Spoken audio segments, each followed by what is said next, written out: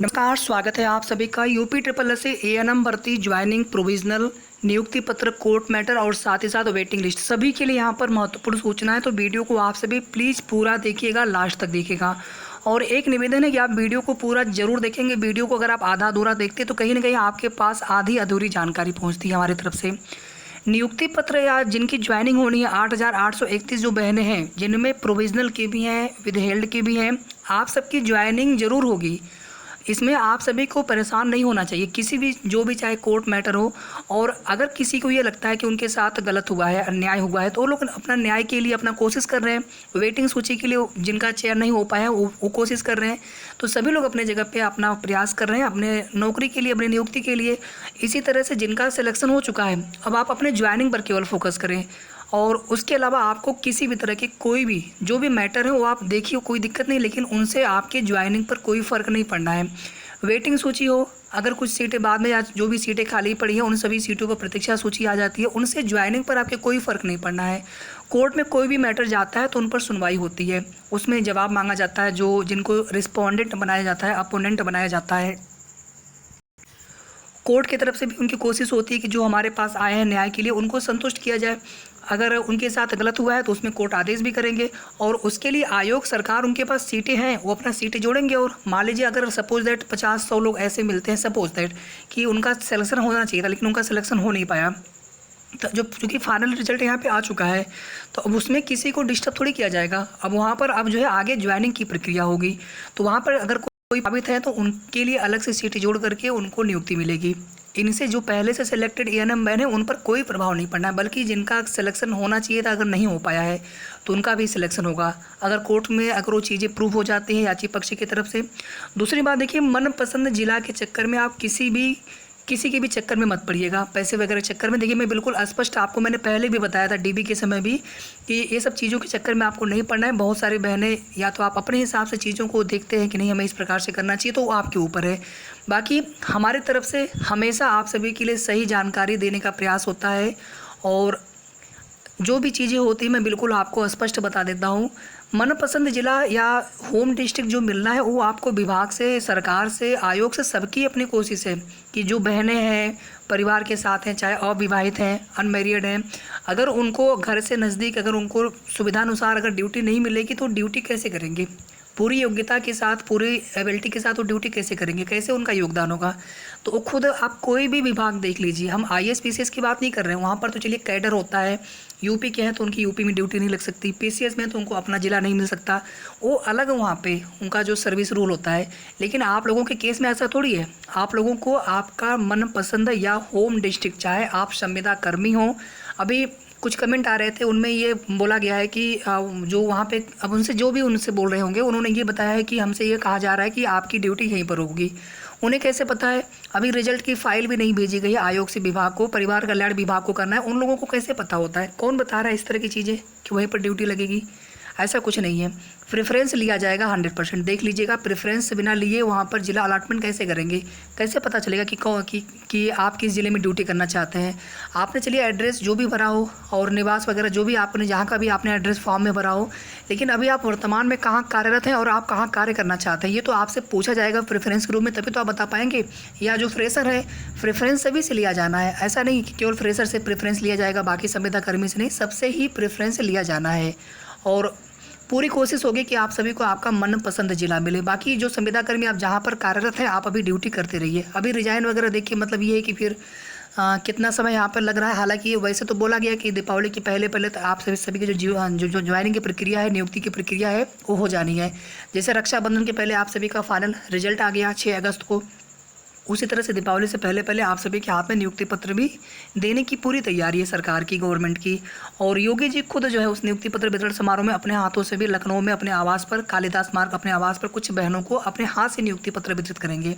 तो आप सभी थोड़ा सा धैर्य बनाए रखें, और 10 और 12 सितंबर के आसपास से कोई ना कोई नोटिस आप सभी को 100% देखने को मिलनी चाहिए आगे की प्रोसीजर को लेकर के। अब इसमें चाहे प्रोविजनल को लेकर के मामला हो, चाहे ज्वाइनिंग की आगे की प्रक्रिया हो, ये सभी अब आपके विभाग से होना है।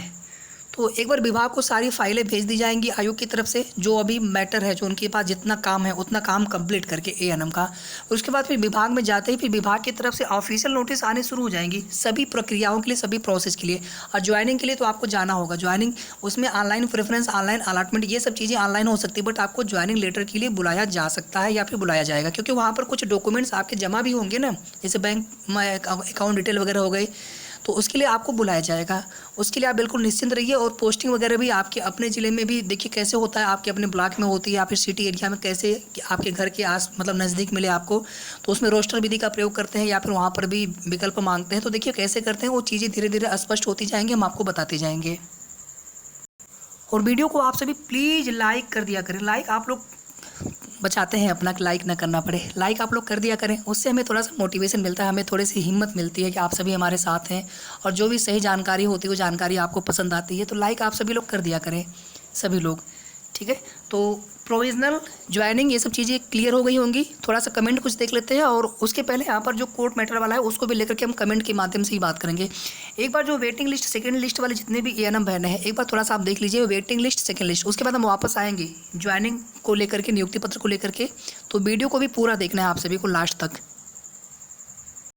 देखिए जो वेटिंग लिस्ट में प्रतीक्षा सूची के लिए हमने कहा था आपको एक पत्र भेजना है मुख्यमंत्री जी को, हमने वो उसकी पीडीएफ फॉर्म बना दी है और अभी हमने टेलीग्राम पर ये पीडीएफ अपलोड कर दिया है। ये देखिए पीडीएफ है यहाँ पर, और यहाँ पर देखिए हमने लिख भी दिया है। ये छोड़ दीजिए इसको, आप ये पीडीएफ आप डाउनलोड करिए और वही पीडीएफ की प्रिंट आउट आप निकलवा लीजिए। कल आप जो है हमने जो आपको एड्रेस बता रखा है कालिदास मार्ग वाला जो मुख्यमंत्री आवास का पता है, वो एड्रेस आप सभी के पास होगा, अभी हम फिर से दिखा देंगे, तो उसी एड्रेस पर आप लोग भेज दीजिएगा। अगर आप टेलीग्राम ना चलाना जानते हो या फिर टेलीग्राम अगर आपके पास मोबाइल में इंस्टॉल ना हो तो हम आपको पर्सनली आपको व्हाट्सअप कर देंगे। व्हाट्सअप नंबर आप सभी के पास होना चाहिए, नंबर देख लीजिए आप सभी। लेकिन प्लीज़ हम कॉल आपका रिसीव अगर नहीं कर पाएंगे तो आप परेशान मत होइएगा, क्योंकि कॉल लगातार आने से हम नहीं कर पाते, थोड़ा सा हमारी भी अपनी व्यस्तता होती है, हमारे क्लासेस चलते रहते हैं। तो प्लीज़ थोड़ा सा आप व्हाट्सअप कर दीजिएगा, हम आपको व्हाट्सअप पर जरूर रिप्लाई देने की कोशिश करेंगे, ठीक है। तो ये देखिए व्हाट्सअप हमने कई लोगों को भेजा हुआ है, लगभग 20-22 लोगों को हमने भेजा है अभी व्हाट्सअप पे थोड़ी देर पहले। और किसी को भी समस्या हो, अगर आप टेलीग्राम पर ना डाउनलोड कर पाएँ तो हम आपको व्हाट्सएप पे भेज देंगे पीडीएफ। और हमारे पास लगभग अभी जो है 100 लगभग अभी कमेंट और मैसेज और फ़ोन कॉल सब मिला करके लगभग 100 ऐसी बहनें हो चुकी जिन्होंने बोला है कि हम कल भेजेंगे ये ज्ञापन मुख्यमंत्री जी को वेटिंग लिस्ट के लिए, सेकंड सूची के लिए। तो कम से कम 100, 150, 200 लोग और इसमें जुड़िए, कम से कम 250, 300 संख्या आप करिए। और जो भी देखिए पहले के जो भी प्रावधान है, प्रोविजन है, उसके अनुसार यूपी ट्रिपल आयोग वेटिंग लिस्ट जारी नहीं करते हैं, लेकिन योगी जी चाहेंगे शासनादेश जारी करके, जीओ जारी करके वेटिंग लिस्ट 100% आ सकती है, पूरी संभावना है, इसीलिए यहाँ पर प्रयास किया जा रहा है।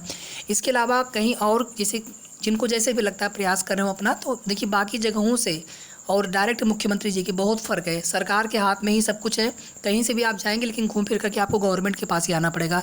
इसलिए हम डायरेक्टली योगी जी से ही मांग करें, वो सबसे अच्छा रहेगा। तो एक बार मामला उनके संज्ञान में पहुंच जाए उसके बाद फिर निरंतर कोशिश करते रहनी होगी संगठित होकर के। सेकंड लिस्ट वेटिंग सूची आने से बहुत लोगों का भला हो जाएगा। 2, 3, 4 नंबर, 5 नंबर से जो जिनका कम है, कम से कम 2-3 नंबर तक तो उम्मीद रख सकते हैं आप कि वेटिंग सूची आएगी तो आपका हो जाएगा, किसी भी कैटेगरी में, ओबीसी हो, एससी हो, जनरल हो, ठीक है। और कमेंट करके आप बता दीजिएगा और भेजने के बाद आप हमें स्क्रीनशॉट भी व्हाट्सअप कर दीजिएगा कि हाँ भैया हमने भेज दिया है, ठीक है। सभी लोग करिएगा और आपके लिए हम परेशान हो रहे हैं, थोड़ा सा अगर आप लोग नहीं सपोर्ट करेंगे तो हमारी मेहनत सब बेकार हो जाएगी, ठीक है। कुछ भाई हमारे और वो लोग कोशिश कर रहे हैं लगातार, तो आप लोग सभी लोग साथ दीजिए इस मुहिम में। ये एड्रेस था मुख्यमंत्री जी के आवास का। यहाँ पर देखिए जितनी भी चयनित एएनएम बहनें हैं, थोड़ा सा आपका समय यहाँ पर ले रहे हैं लेकिन सारी जानकारी आपको देने का प्रयास करें। जितनी भी चयनित एएनएम बहनें, इसमें देखिए आईजीआरएस पोर्टल से कुछ जवाब मांगा गया था, कुछ लोगों ने आरटीआई भी लगाया था और इसमें देखिए जवाब ऐसा ही आता है आईजीआरएस पोर्टल से।